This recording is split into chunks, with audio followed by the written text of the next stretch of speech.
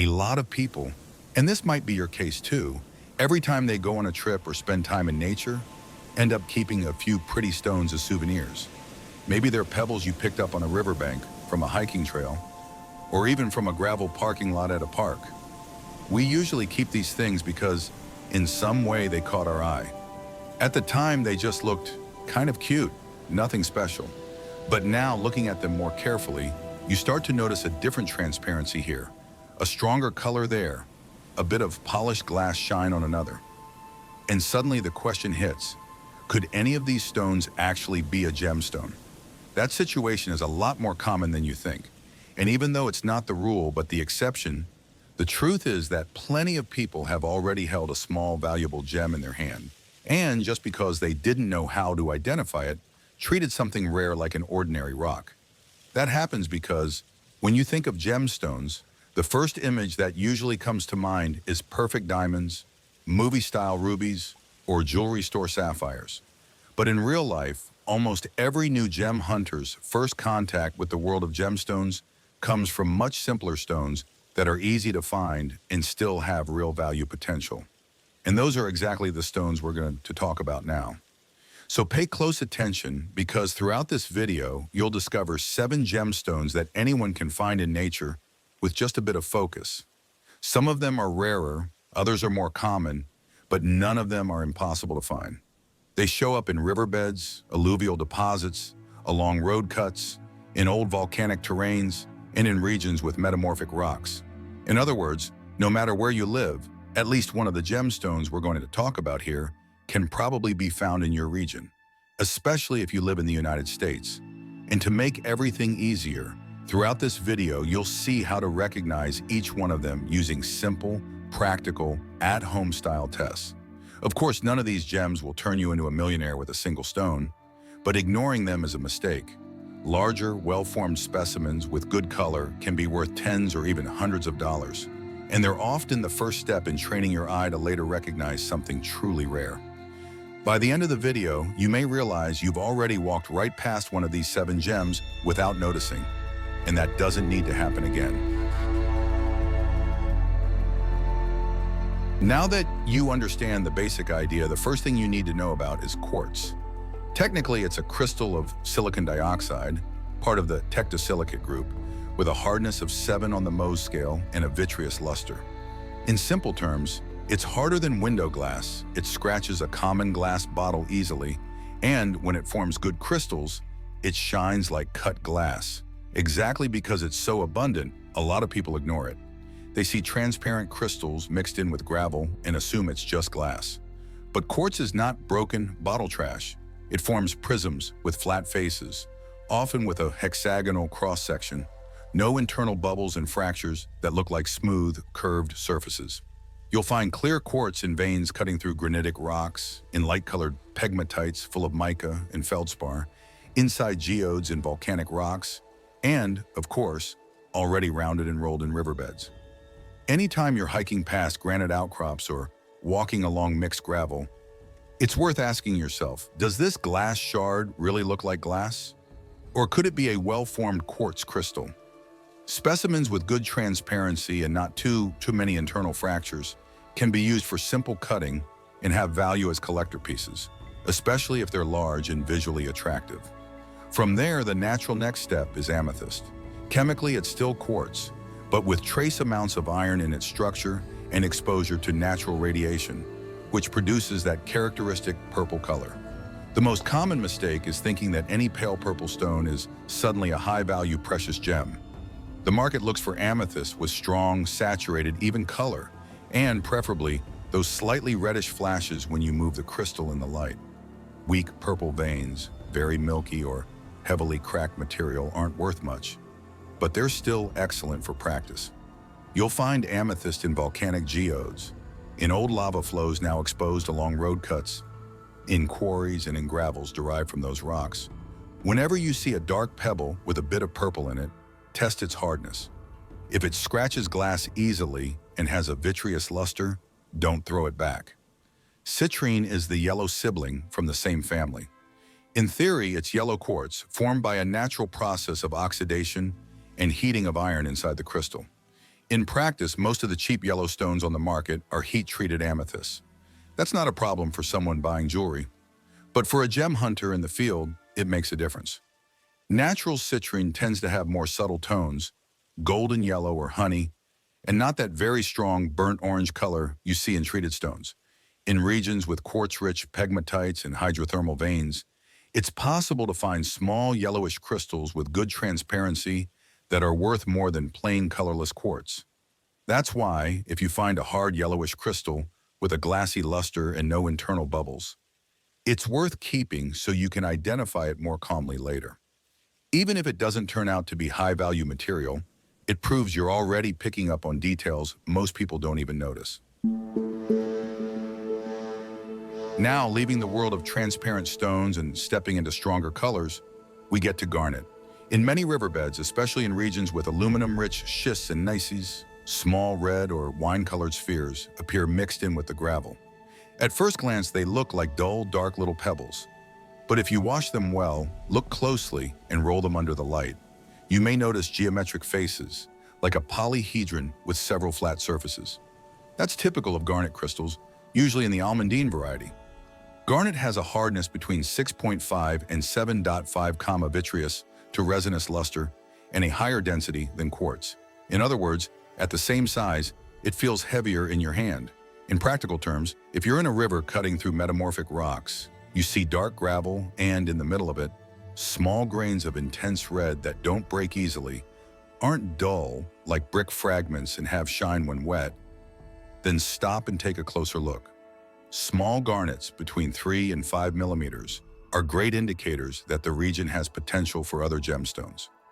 Larger, well-formed crystals with good transparency can be cut and reach interesting values, especially in round or oval cuts for rings and pendants. The classic mistake is to confuse them with simple iron-rich pebbles and kick them right back into the river. Jasper, on the other hand, proves that not every gemstone has to be transparent to have value.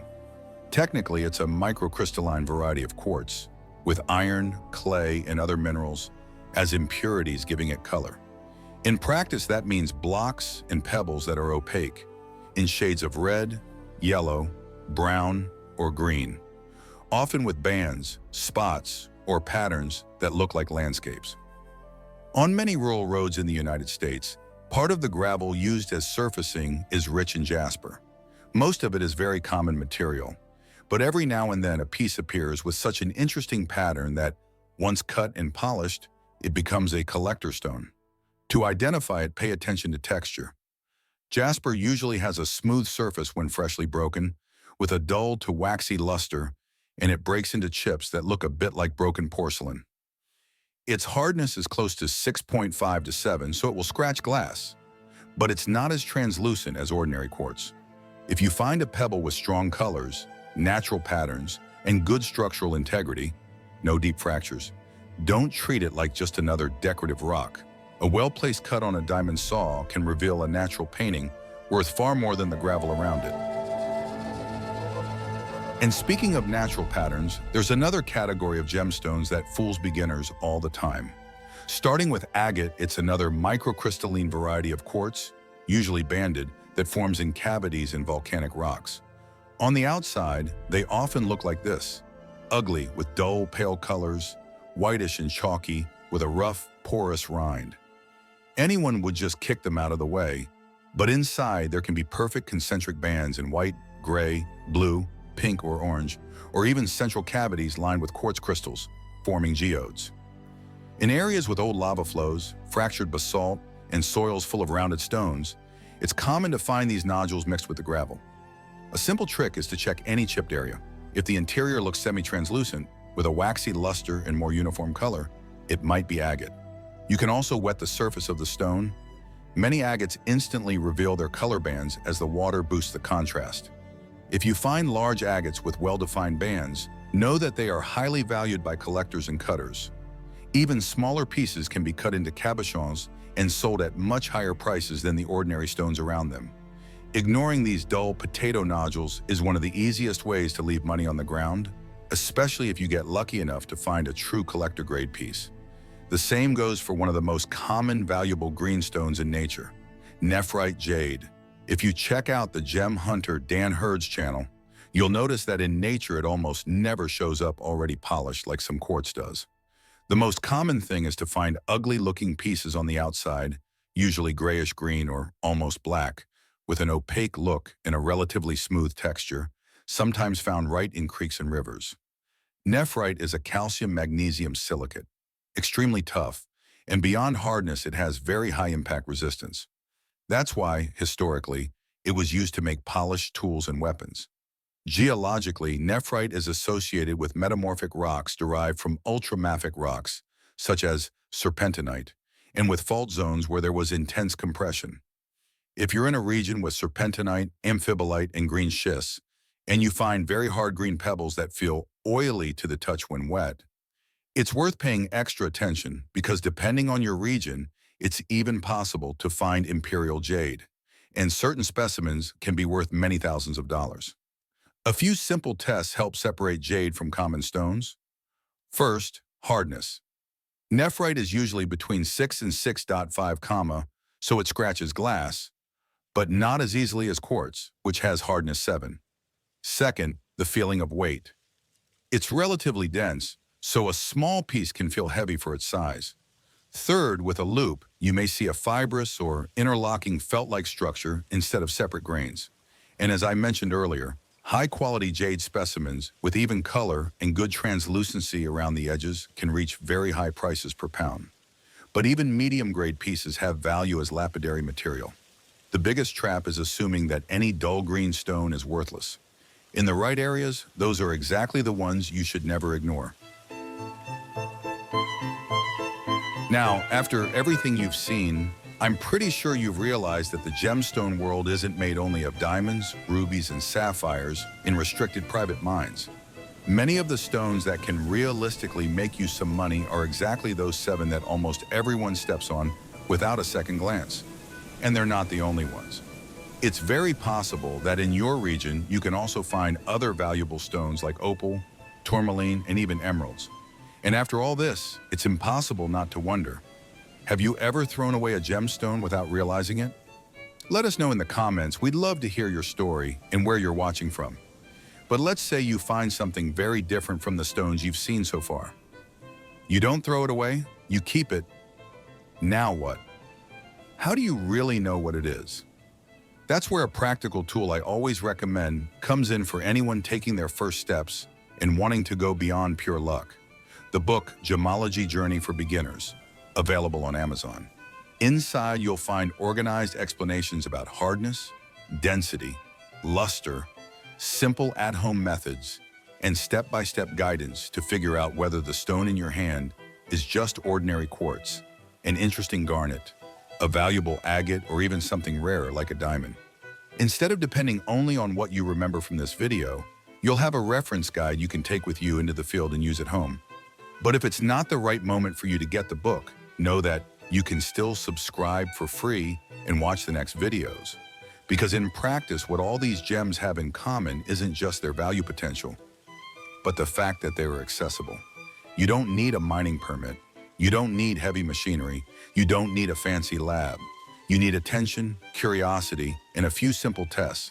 Scratching glass to check hardness, observing the luster, whether it's vitreous, waxy, or greasy, feeling the weight in your hand to estimate density, and looking around to see whether you're in volcanic rocks, schists, gneisses, serpentinite, or granitic pegmatites. These details, when you add them up, make the difference between throwing away a special piece and recognizing material that can be cut and upgraded in value. And of course, this is just the beginning. In the next video, we're going to go even deeper into this journey, getting into less obvious gemstones and talking about the best places to search in your region. Thanks for liking and subscribing. Good luck, Gem Hunter.